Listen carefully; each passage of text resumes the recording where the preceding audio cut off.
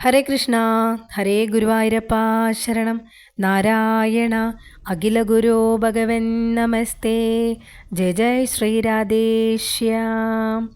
ശ്രീകൃഷ്ണ വൃന്ദാവനത്തിലേക്ക് എല്ലാവർക്കും സ്വാഗതം. ഇന്നത്തെ ഞങ്ങളുടെ യാത്ര മധുര മീനാക്ഷി അമ്മൻ ക്ഷേത്രത്തിലേക്കാണ്. 2500 വർഷങ്ങളുടെ ചരിത്രം പറയുന്ന മധുരയിലെ മധുര മീനാക്ഷിയമ്മൻ ക്ഷേത്രത്തെക്കുറിച്ച് മധുര മീനാക്ഷിയമ്മൻ ക്ഷേത്രത്തെക്കുറിച്ച് പറയുകയാണെങ്കിൽ ധാരാളം ഭക്തർ വന്നു പോകുന്ന ഒരു മഹാക്ഷേത്രമാണ്. അമ്പലത്തിനകത്തേക്ക് വീഡിയോയ്ക്ക് പെർമിഷൻ ഇല്ല, ഫോൺ കൊണ്ടുപോകാനും പറ്റില്ല. പിന്നെ ടോയ്സ്, ടോർച്ച്, കുട, വലിയ ബാഗ് അങ്ങനെയുള്ള സാധനങ്ങളൊന്നും തന്നെ കൊണ്ടുപോകാൻ സാധിക്കില്ല. സെക്യൂരിറ്റി ചെക്കിംഗ് ഒക്കെ കഴിഞ്ഞാൽ നേരെ നമ്മൾ ദർശനത്തിനുള്ള ക്യൂവിലേക്ക് കയറാം. ഫ്രീ ദർശനവും പിന്നെ 50-100 രൂപയുടെ ടിക്കറ്റ് ദർശനവുമുണ്ട്. മധുര മീനാക്ഷി അമ്മയെ കണ്ടുകഴിഞ്ഞാൽ പിന്നെ സുന്ദരേശ്വർ ആയിരിക്കുന്ന സാക്ഷാൽ ശ്രീ മഹാദേവൻ്റെ സന്നിധിയിലും തൊഴാം. അനവധി ശിവലിംഗ പ്രതിഷ്ഠകളുള്ള ഒരു ക്ഷേത്രം കൂടിയാണിത്. ഗണപതിയും മുരുകനും ഭൈരവനും നടരാജമൂർത്തിയും വാണരുളുന്ന ഒരു മഹാക്ഷേത്രം.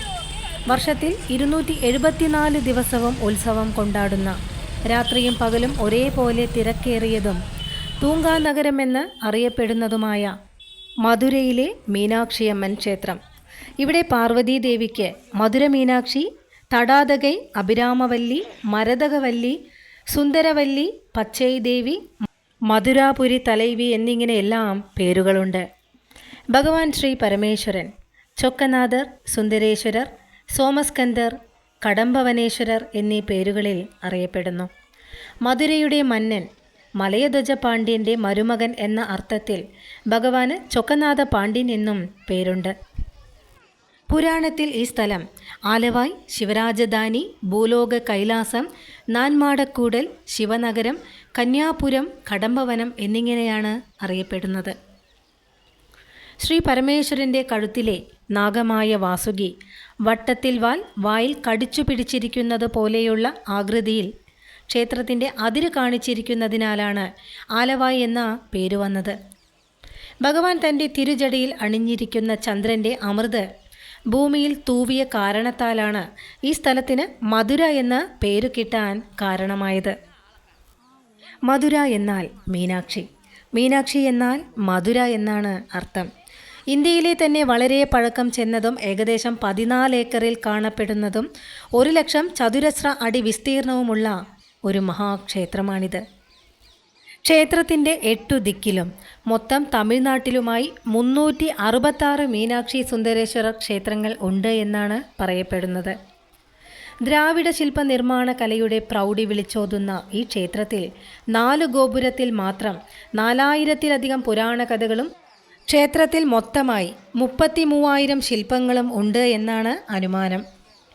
ഭഗവാൻ ശ്രീരാമചന്ദ്രനും ലക്ഷ്മണനും ഇന്ദ്രനും വരുണനും സപ്തഋഷികളും ശിവഭഗവാനെ പൂജിച്ചതും നവഗ്രഹങ്ങളിൽ ബുധൻ്റെ സ്ഥലവുമാണ് ഈ ക്ഷേത്രം. 51 അമ്മൻ ശക്തിപീഠങ്ങളിൽ രാജമാതങ്കി ശ്യാമള ശക്തിപീഠവും വിനായകരുടെ 6 പടൈ വീടുകളിൽ 4ാമത്തെ ക്ഷേത്രവുമാണ് മധുര മീനാക്ഷി ക്ഷേത്രം. വിനായകർ ഈ ക്ഷേത്രത്തിൽ സിദ്ധിവിനായകർ ആയിട്ടാണ് കുടികൊള്ളുന്നത്. വൈഗൈ നദിക്കരയിലുള്ളതും തേവാരം പാടലിൽ ഉൾപ്പെട്ടിട്ടുള്ളതുമായ 276 പ്രശസ്തമായ ശിവക്ഷേത്രങ്ങളിൽ 192ാമതാണ് മധുര മീനാക്ഷി അമ്മൻ ക്ഷേത്രം. പ്രശസ്ത ശിവഭക്തരായ 63 നായന്മാരിൽ തിരുജ്ഞാന സമ്പന്നർ തേവാരം പാടലിൽ ഈ ക്ഷേത്രത്തെക്കുറിച്ച് പാടിയിട്ടുണ്ട്. ആദി ശങ്കരാചാര്യർ ഈ ക്ഷേത്രത്തിൽ മീനാക്ഷി അഷ്ടകവും മീനാക്ഷി പഞ്ചരത്നവും ആലപിച്ചിട്ടുണ്ട്. പരംജ്യോതി മുനി തിരുവിളയാടൽ പുരാണവും കുമാരഗുരുവർ മീനാക്ഷി പിള്ളൈ തമിഴും അരങ്ങേറ്റം നടത്തിയ ആറുകാൽ മണ്ഡപം ഈ ക്ഷേത്രത്തിലാണ്. ഒരിക്കൽ മധുരമന്നൻ തിരുമല നായ്ക്കരുടെ മുന്നിലിരുന്ന് കുമാരഗുരുവർ ആലപിക്കുമ്പോൾ 3 വയസ്സുള്ള പെൺകുഞ്ഞായി അവിടുത്തെ പൂജാരിയുടെ മകളുടെ രൂപത്തിൽ വന്ന് ആ രാജാവിൻ്റെ മടിയിലിരുന്ന് ഈ ആലാപനം കേൾക്കുകയും പിന്നീട് രാജാവിൻ്റെ കഴുത്തിൽ നിന്നും ഒരു സ്വർണമാല ഊരിയെടുത്ത് കുമാരഗുരുവർക്ക് സമ്മാനിക്കുകയും ചെയ്തു മീനാക്ഷിയമ്മ.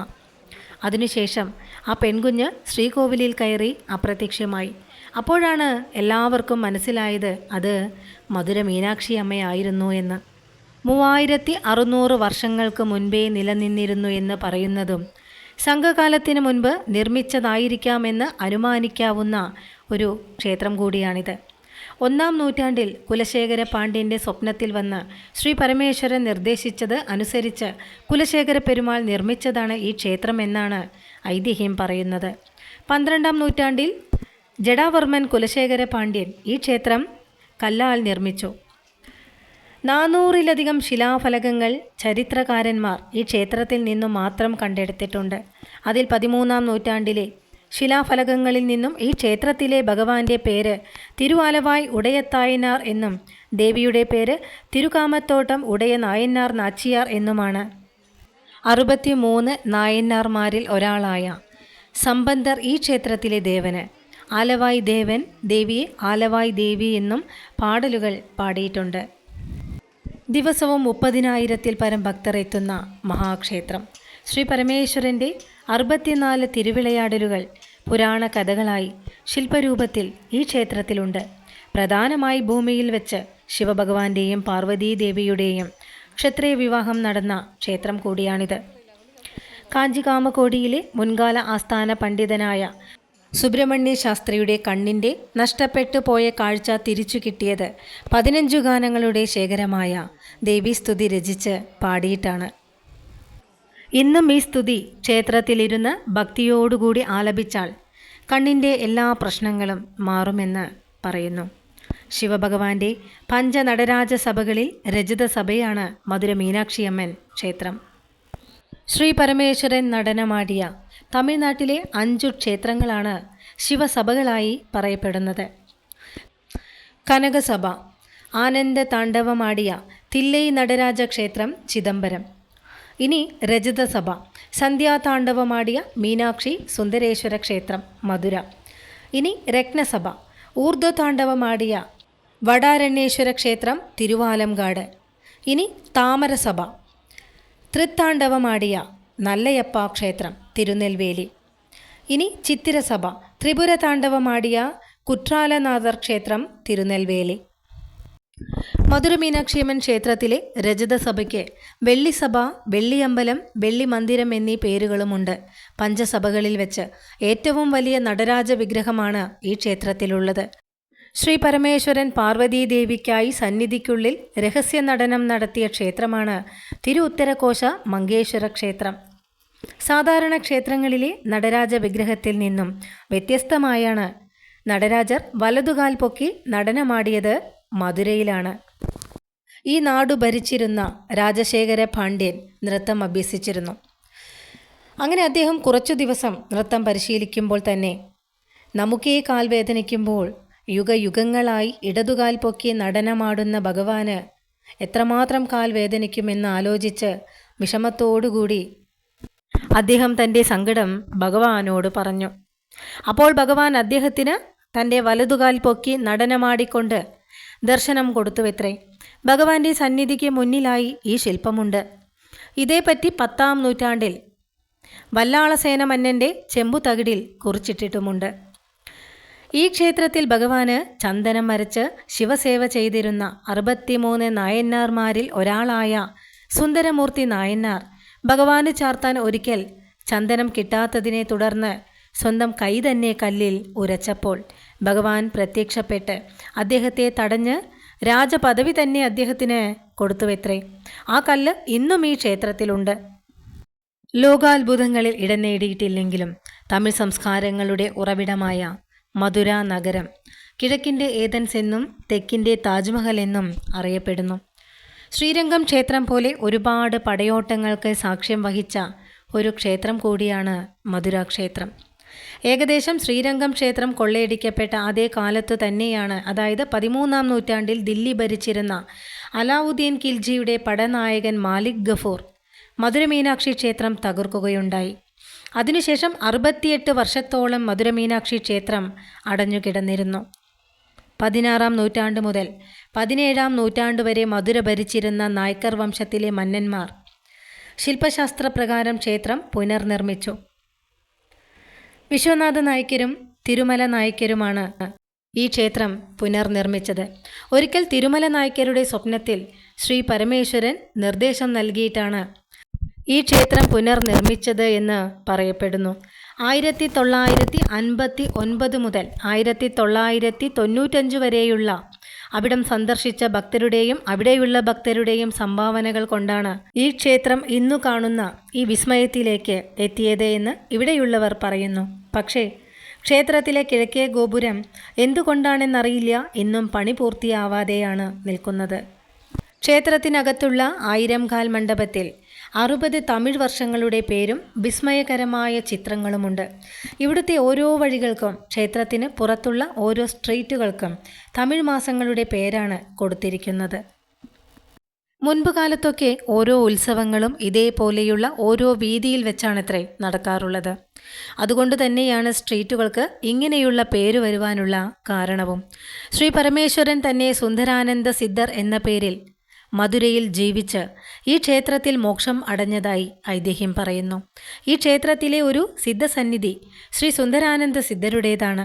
അതുപോലെ തന്നെ 16 സിദ്ധന്മാരുടെ ജീവസമാധിയും ഈ മഹാക്ഷേത്രത്തിലുള്ളതുകൊണ്ട് ഈ ക്ഷേത്രം ഭൂലോക കൈലാസമെന്ന് പറയപ്പെടുന്നു. ഇന്നും പല സിദ്ധ സന്യാസിമാരും വിശേഷ ദിവസങ്ങളിൽ ഭഗവാനെ സന്ദർശിക്കുവാൻ മധുര മീനാക്ഷിയമ്മൻ ക്ഷേത്രത്തിൽ എത്താറുണ്ട് എന്നാണ് പറയുന്നത്.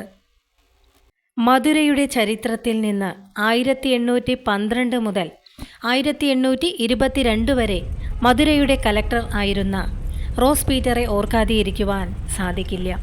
കാരണം അദ്ദേഹം താമസിച്ചിരുന്ന വീടിനും ഓഫീസിനും ഇടയിലായിരുന്നുവത്രേ മധുര മീനാക്ഷിയമ്മൻ ക്ഷേത്രം സ്ഥിതി ചെയ്തിരുന്നത്. ആ കാലഘട്ടത്തിൽ വിദേശികൾക്ക് ക്ഷേത്രത്തിനകത്തേക്ക് പ്രവേശിക്കുവാനുള്ള അനുമതി ഉണ്ടായിരുന്നില്ല. ജനങ്ങളുടെ സംസ്കാരത്തിലും വിശ്വാസങ്ങളിലും താൽപ്പര്യമുണ്ടായിരുന്ന അദ്ദേഹം ക്ഷേത്രത്തിന് മുന്നിലൂടെ എന്നും യാത്ര ചെയ്യുമ്പോൾ തൻ്റെ കുതിരയുടെ പുറത്തുനിന്നും ഇറങ്ങി തലയിൽ നിന്നും തൊപ്പി മാറ്റി പാദുകങ്ങളും കാലിൽ നിന്നും അഴിച്ചുമാറ്റി തികഞ്ഞ ഭക്തിയോടും വിശ്വാസത്തോടും കൂടി മാത്രമേ അദ്ദേഹം എന്നും മധുര മീനാക്ഷി അമ്മയുടെ മുന്നിൽ കൂടെ പോവുമായിരുന്നുള്ളൂ. അങ്ങനെയിരിക്കെ ഒരു ദിവസം അർദ്ധരാത്രിയിൽ ഇടിയും മഴയുമുള്ളപ്പോൾ അദ്ദേഹത്തെ ആരോ വിളിക്കുന്ന പോലെ തോന്നി. അങ്ങനെ അദ്ദേഹത്തിൻ്റെ വീടിന് പുറത്തേക്കിറങ്ങി നോക്കിയപ്പോൾ സർവാലങ്കാരഭൂഷിതയായ ഒരു കൊച്ചു പെൺകുട്ടി പെട്ടെന്ന് അദ്ദേഹത്തിൻ്റെ കയ്യിൽ പിടിച്ച് വലിച്ചുകൊണ്ട് ഓടി. അപ്പോഴാണ് പിന്നിൽ ഒരു വലിയ ഒച്ച കേട്ട് അദ്ദേഹം തിരിഞ്ഞു നോക്കിയത്. അപ്പോൾ കണ്ട കാഴ്ച അദ്ദേഹം താമസിച്ചിരുന്ന വീട് ആ മഴയത്ത് നിലംപതിച്ചതാണ്. കാലിൽ പാദുകം ധരിക്കാതെ തങ്കക്കൊലുസിട്ട ആ കൊച്ചു പെൺകുട്ടി മധുര മീനാക്ഷി ക്ഷേത്രത്തിൻ്റെ ശ്രീകോവിലിനകത്തേക്ക് ഓടിക്കയറി. ഈ കാഴ്ച കണ്ട അദ്ദേഹത്തിന് തന്നെ രക്ഷിക്കാൻ വന്നത് മറ്റാരുമല്ല, സാക്ഷാൽ മധുര മീനാക്ഷി ഒരു കൊച്ചു പെൺകുഞ്ഞായി വന്ന് തന്നെ രക്ഷിച്ച് തനിക്ക് ദർശനം തന്നിരിക്കുന്നു. ഈ തിരിച്ചറിവ് അദ്ദേഹത്തെ സന്തോഷിപ്പിക്കുകയും കണ്ണീരോടുകൂടി അദ്ദേഹം മധുര മീനാക്ഷിക്ക് തൻ്റെ നന്ദിയും കടപ്പാടും അർപ്പിക്കുകയും ചെയ്തു. അതിനുശേഷം അദ്ദേഹം മധുര മീനാക്ഷിക്ക് 2 സ്വർണ്ണ പാദുകങ്ങൾ സമ്മാനിച്ചു. ആ പാദുകത്തിൽ 412 പവിഴങ്ങളും 72 മരതക കല്ലുകളും 80 വൈരങ്ങളും പതിപ്പിച്ച് അതിൽ പീറ്റർ എന്ന് ആലേഖനം ചെയ്ത് മധുര മീനാക്ഷി അമ്മയ്ക്ക് സമ്മാനിച്ചു. ഇന്നും ആ പാദുകങ്ങളാണ് ചിത്തിരത്തേരിന് മധുര മീനാക്ഷി അമ്മ അണിയുന്നത്. പിന്നീട് ബ്രിട്ടീഷ് ആധിപത്യം അവസാനിച്ചിട്ടും അദ്ദേഹം ഇവിടം വിട്ട് പോയതേയില്ല. മധുര മീനാക്ഷി അമ്മയെ വിട്ട് പോവാൻ അദ്ദേഹത്തിന് കഴിഞ്ഞില്ല എന്നത് തന്നെയാണ് സത്യം. അതിനുശേഷമാണ് മധുരയിലെ ജനങ്ങൾ അദ്ദേഹത്തെ പീറ്റർ പാണ്ഡ്യൻ എന്ന് വിളിക്കുവാൻ തുടങ്ങിയത്. അദ്ദേഹത്തിൻ്റെ മരണശേഷം മധുര ക്ഷേത്രം കാണുന്ന പോലെ തന്നെയാണ് അദ്ദേഹത്തിൻ്റെ കബറിടവും അവിടെയുള്ളവർ ഒരുക്കിയത്. ഇനി മധുര മീനാക്ഷി ക്ഷേത്രത്തെക്കുറിച്ചുള്ള ഐതിഹ്യം.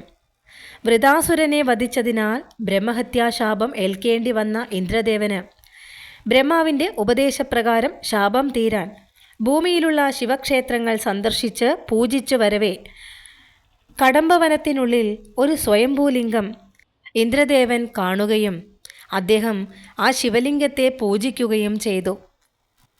പിന്നീട് ദേവലോകത്തിൽ നിന്നും മുനിമാരും ഋഷീശ്വരന്മാരുമെത്തി ശിവലിംഗത്തെ പൂജിച്ചു. അവർക്കായി ഭഗവാൻ തൻ്റെ ശൂലം കൊണ്ട് നിർമ്മിച്ച തീർത്ഥത്തിൽ പൊൻതാമര വിരിയിച്ച ഇന്ദ്രൻ ഭഗവാന് അർച്ചന ചെയ്തു. അങ്ങനെ ഭഗവാൻ ഇന്ദ്രദേവന് ദർശനം കൊടുത്ത് ബ്രഹ്മഹത്യാദോഷം തീർത്തു കൊടുക്കുകയും ചെയ്തു. ഇന്ദ്രദേവന്റെ വാഹനമായ ഐരാവതവും ഈ തീർത്ഥത്തിൽ കുളിച്ച് ശാപമോക്ഷം നേടിയിട്ടുണ്ട്. ഭാഗവത പുരാണത്തിൽ ഈ ക്ഷേത്രത്തെക്കുറിച്ച് പരാമർശമുണ്ട്. ദേവേന്ദ്രൻ സ്വർണത്താമര വിരിയിച്ച ഈ തീർത്ഥം ആദിതീർത്ഥമെന്നും ശിവഗംഗാ തീർത്ഥമെന്നും പൊട്രാമലൈ കുളം ഉത്തമതീർത്ഥം എന്നും പേരുകളുണ്ട്.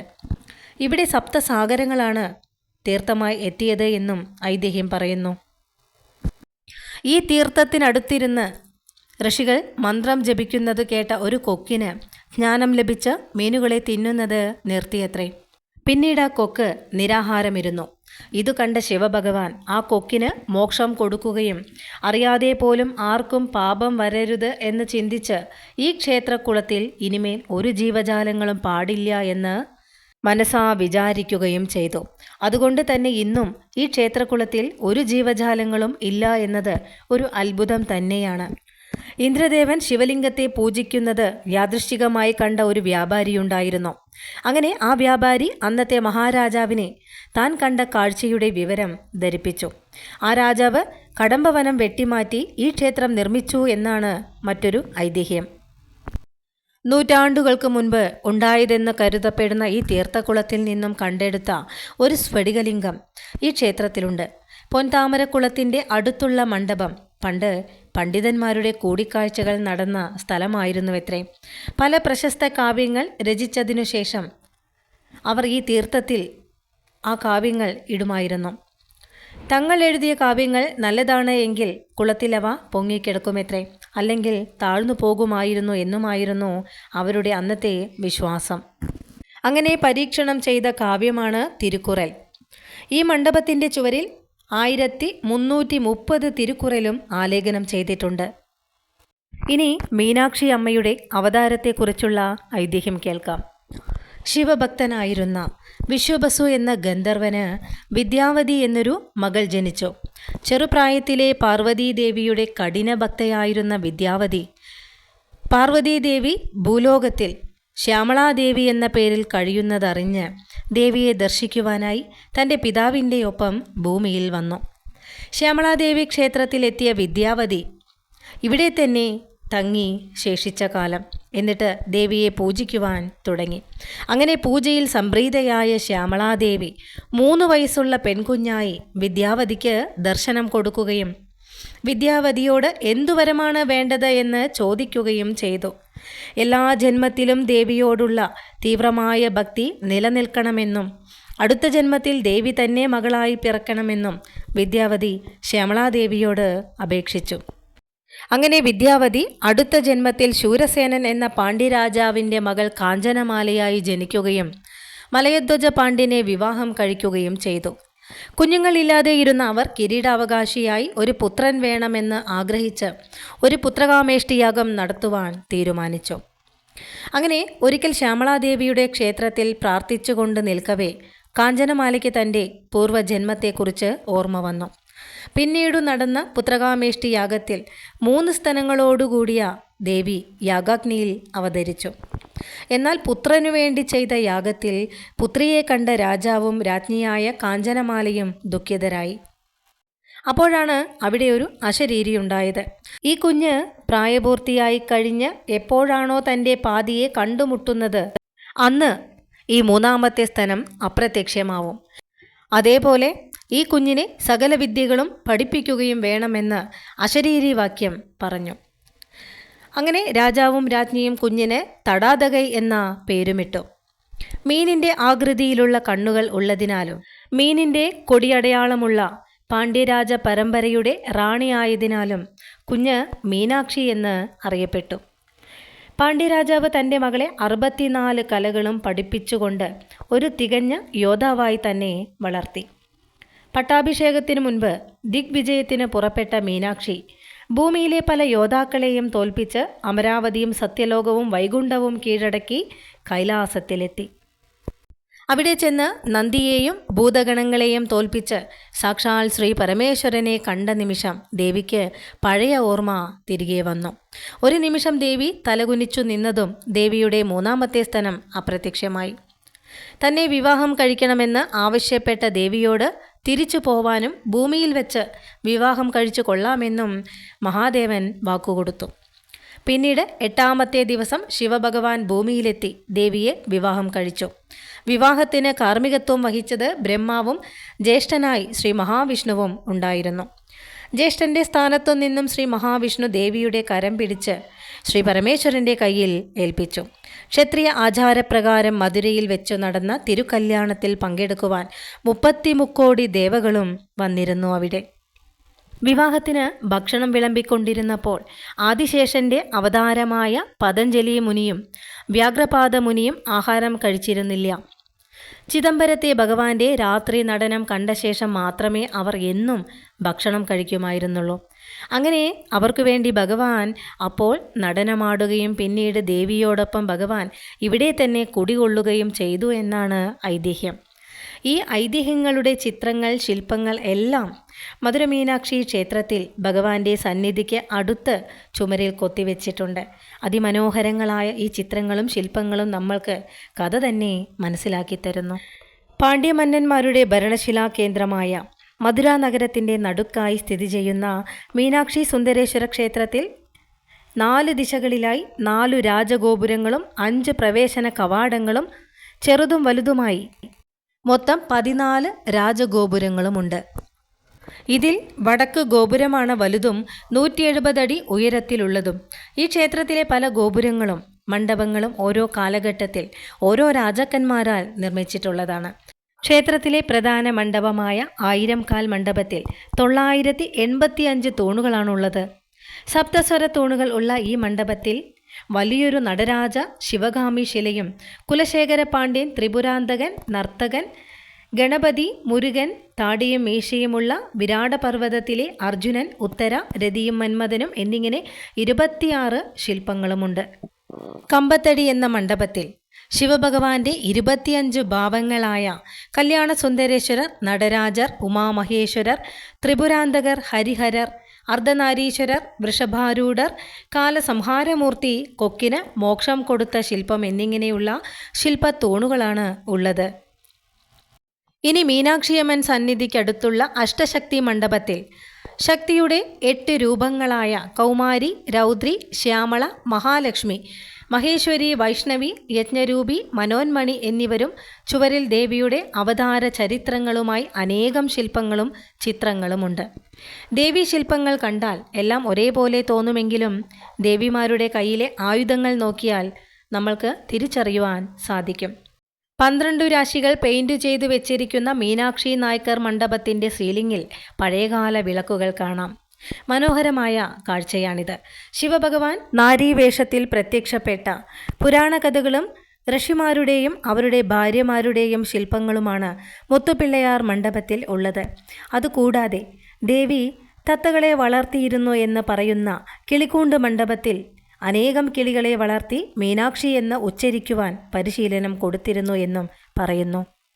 ഇനി ശങ്കിലി മണ്ഡപത്തിൽ പഞ്ചപാണ്ഡവർ, കർണൻ എന്നിവരും ക്ഷേത്രത്തിൻ്റെ സീലിംഗിൽ വിനായകരുടെയും മുരുകൻ്റെയും അവതാര കഥകളുമാണുള്ളത്. ദേവിയെ കാണാൻ ക്യൂവിൽ നിൽക്കുന്ന സ്ഥലത്ത് ഒരു വിഭൂതി വിനായകർ ഉണ്ട്. ഭസ്മാഭിഷേകിതനായിരിക്കുന്ന ആ വിഘ്നേശ്വരനെ തൊഴുതുകൊണ്ടാണ് നമ്മൾ മീനാക്ഷിയമ്മയെയും സുന്ദരേശ്വരർ സ്വാമിയെയും കാണാൻ ദർശിക്കാൻ ഒരുങ്ങേണ്ടത്. മീനാക്ഷിയമ്മൻ കൊടിമരമുള്ള കൊഴുമണ്ഡപത്തിലാണ് നവരാത്രി കൊലു ഒരുക്കുന്നതും ദേവിക്ക് പട്ടാഭിഷേകം നടത്തുന്നതും. അവിടെയുള്ള ചുവരിൽ മീനാക്ഷി സുന്ദരേശ്വരർ തിരുക്കല്യാണവും വൈഗൈ നദിക്കരയിൽ ഇരുവരും ചേർന്ന് ഊഞ്ഞാൽ ആടുന്നതും കാളീദേവിയുടെ അവതാരവുമെല്ലാം അതിമനോഹരമായി വരച്ചു വെച്ചിട്ടുണ്ട്. പിന്നെ ശ്രീ പരമേശ്വരൻ്റെ 64 തിരുവിളയാടലുകൾ വരച്ചിരിക്കുന്ന തിരുക്കല്യാണ മണ്ഡപത്തിലായിരുന്നുവെത്രേ മുൻപ് സുന്ദരേശ്വരർ തിരുക്കല്യാണം നടന്നിരുന്നത്. എന്നാൽ ഇപ്പോൾ ആടിവീതിയിലാണ് തിരുക്കല്യാണം നടക്കുന്നത്. അതേപോലെ അന്നദാന മണ്ഡപത്തിനടുത്തുള്ള മുത്തുരാമയ്യർ മണ്ഡപത്തിൽ കാശി വിശാലാക്ഷി ശില്പങ്ങളുമുണ്ട്.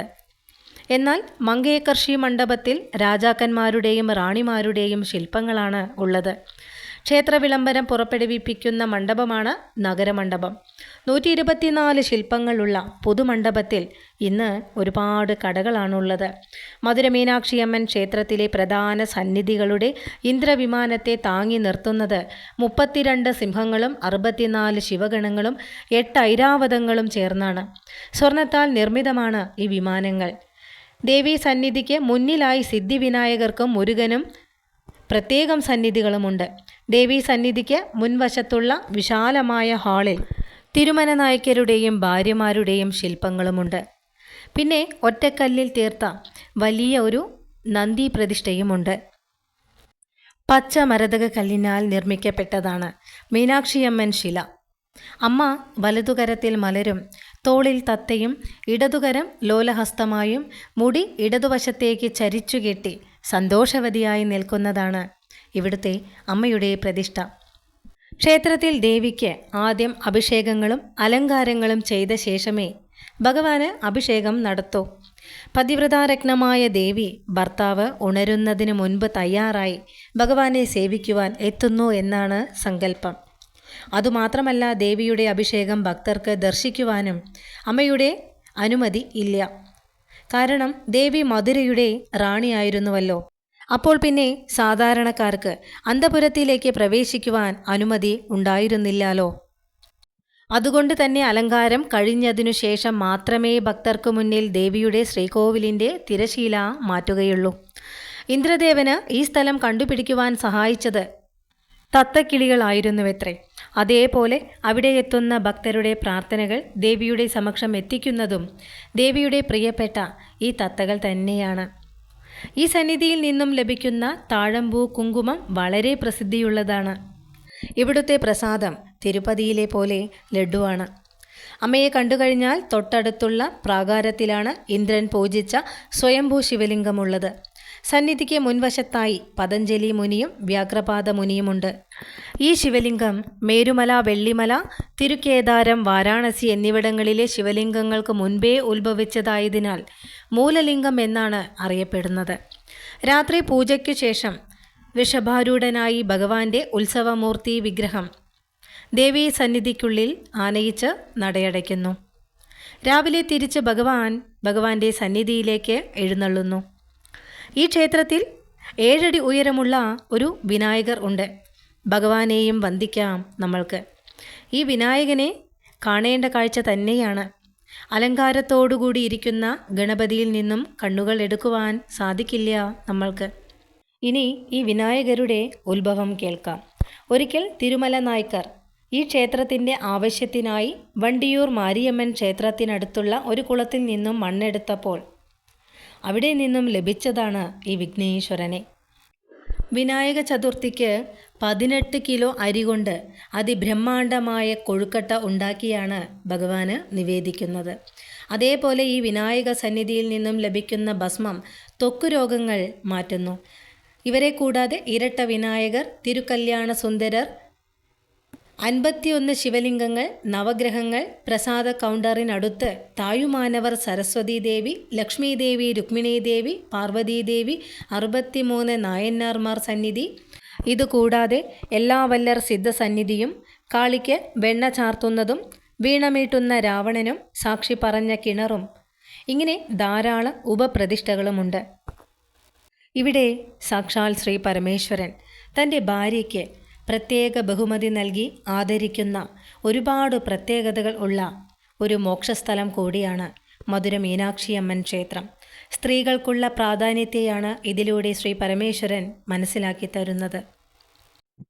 ഇവിടുത്തെ ആളുകൾ അവരുടെ ജീവിതത്തിലെ ഏതൊരു കാര്യം തുടങ്ങുമ്പോഴും മധുര മീനാക്ഷി അമ്മയോട് അനുവാദം വാങ്ങിയിട്ടേ മുന്നോട്ടുള്ള ഓരോ സ്റ്റെപ്പും വയ്ക്കൂ. ഇവിടെയുള്ളവർ ക്ഷേത്രത്തിൽ പോകുന്നു അല്ലെങ്കിൽ പ്രാർത്ഥിച്ചിട്ട് വരാം എന്നൊന്നുമല്ല പറയുന്നത്. മീനാക്ഷിയെ കണ്ടിട്ട് വരാം, മീനാക്ഷി അമ്മാവോട് കാര്യങ്ങൾ പറഞ്ഞിട്ട് വരാം എന്നൊക്കെയാണ്. അതുകൊണ്ട് തന്നെ മീനാക്ഷി അമ്മ മധുരക്കാരുടെ വീട്ടിലെ ഒരു അംഗം പോലെ തന്നെയാണ്. അല്ല, അംഗം തന്നെയാണ്. അമ്മയെ ജീവനേക്കാളേറെ സ്നേഹിക്കുന്ന ഒരുപാട് ഭക്തരെ കാണാൻ സാധിച്ചു. അവരിലൂടെ മധുര മീനാക്ഷി അമ്മ എന്ന സ്നേഹനിധിയായ അമ്മയെ അറിയാൻ സാധിച്ചു. മധുരക്കാരുടെ പ്രിയപ്പെട്ട മീനാക്ഷി അമ്മ, അവിടെ പോകുന്ന ഏതൊരാളിൻ്റെയും പ്രിയപ്പെട്ട അമ്മയായി മാറുന്ന മനോഹരമായ നിമിഷങ്ങൾ കാണാൻ സാധിച്ചു. അനുഭവങ്ങളും സ്നേഹങ്ങളും ഓരോരുത്തരിലൂടെയും മധുര മീനാക്ഷി അമ്മ തന്നു. പൂർവജന്മ പുണ്യം ഇവിടേക്ക് കാലുകുത്താൻ തന്നെ സാധിച്ചത്. മനസ്സറിഞ്ഞ് പ്രാർത്ഥിച്ചാൽ ഒരു നാൾ അമ്മ നമ്മളെ ഇവിടെ എത്തിച്ചിരിക്കും, അമ്മയുടെ തിരുമുന്നിൽ. ഇനി മധുര മീനാക്ഷി അമ്മൻ ക്ഷേത്രത്തിലെ ക്ഷേത്രവൃക്ഷം കടമ്പുമരമാണ്. ക്ഷേത്രവൃക്ഷം ക്ഷേത്രക്കുളം വൈകയാറ്. ഇനി ക്ഷേത്രത്തിലെ പൂജ 6 പൂജകളാണ് ഉള്ളത്. ക്ഷേത്രത്തിലെ പ്രധാന ഉത്സവമായ ചിത്തിര തിരുവിഴ, വസന്തോത്സവം, ഊഞ്ചൽ തിരുവിഴ, ആദിമൂലക്കെട്ട്, നവരാത്രി, ആവണിമൂലം, കോലാട്ടം എന്നിവയാണ്. മധുര മീനാക്ഷി അമ്മൻ ക്ഷേത്രം ഓപ്പണിംഗ് സമയം വെളുപ്പിന് 5 മണി മുതൽ ഉച്ചയ്ക്ക് 12:30 വരെ, വൈകിട്ട് 4 മണി മുതൽ രാത്രി 9:30 വരെയുമാണ്. 12 ദിവസം നീണ്ടു നിൽക്കുന്ന ചിത്തിര തിരുവിഴ എന്ന മീനാക്ഷി സുന്ദരേശ്വരർ തിരുക്കല്യാണം വളരെ ഗംഭീരമായി ആഘോഷിക്കുന്നു ഇവിടെ. പാർവതീദേവിയുടെ അംശമായ ചെല്ലാണ്ടിയമ്മൻ ക്ഷേത്രത്തിലേക്ക് പുടവ, താലി എന്നിവ പല്ലക്കിൽ കൊടുത്തയച്ച ശേഷമാണ് തിരുക്കല്യാണം ഇവിടെ നടക്കുന്നത്. ഉത്സവത്തിൻ്റെ 8-ാം ദിവസം ദേവിക്ക് പട്ടാഭിഷേകവും 10-ാമത്തെ ദിവസം തിരുക്കല്യാണവും 12-ാമത്തെ ദിവസം ദേവിയും ഭഗവാനും ഭക്തരെ സന്ദർശിക്കുവാനായി തേരിൽ നഗരവീതിയിൽ എത്തുന്നു. 30 മുക്കോടി ദേവതകളും സൂക്ഷ്മരൂപത്തിൽ നയനാനന്ദകരമായ ഈ കാഴ്ച കാണാൻ ലക്ഷക്കണക്കിന് മനുഷ്യരോടൊപ്പം മധുരയിലെത്തുന്നു. വസന്തോത്സവത്തിന് 63 നായന്മാർക്കും പൂജകളും എഴുന്നള്ളത്തുകളും നടത്തുന്നു. ഊഞ്ചൽ ഉത്സവത്തിന് നടരാജർ ശിവഗാമി മൂർത്തികൾക്ക് മുക്കനികളായ, അതായത് മാങ്ങ, ചക്ക, വാഴപ്പഴം നിവേദിക്കുകയും പഞ്ചസഭാ മൂർത്തിയുടെ എഴുന്നള്ളത്തുമാണ് ഉള്ളത്. ആവണിമൂലത്തിന് മാണിക്യവാസകർക്കായി ഭഗവാൻ നരിയെ കുതിരയാക്കിയ കഥ, പുട്ടിന് മൺചുമന്ന കഥ എന്നിങ്ങനെയുള്ള തിരുവിളയാടലുകൾ അവതരിപ്പിക്കുന്നു. നവരാത്രിക്ക് ക്ഷേത്രത്തിൽ കൊലു ഒരുക്കുന്നതും സ്കന്ദഷഷ്ടിക്ക് മുരുകനും വിനായക ചതുർത്ഥിക്ക് വിനായകർക്കും എഴുന്നള്ളത്തും ഉണ്ട്. ഈ ഭൂലോക കൈലാസത്തിലേക്ക് ഒരിക്കലെങ്കിലും എത്തിച്ചേരുവാൻ സാധിച്ചവർ പുണ്യാത്മാക്കൾ തന്നെയാണ്. എല്ലാ ഭക്തർക്കും എത്തിച്ചേരുവാൻ മധുര മീനാക്ഷി അമ്മയുടെയും സുന്ദരേശ്വരമൂർത്തിയുടെയും അനുഗ്രഹം എല്ലാവർക്കും ഉണ്ടാവട്ടെ. മധുര ബസ് സ്റ്റാൻഡിൽ നിന്നും 8 കിലോമീറ്ററാണ് ക്ഷേത്രത്തിലേക്കുള്ളത്. മധുര പെരിയാർ ബസ് സ്റ്റാൻഡിൽ നിന്നാണെങ്കിൽ 1 കിലോമീറ്ററും. അടുത്തുള്ള റെയിൽവേ സ്റ്റേഷൻ മധുരയാണ്.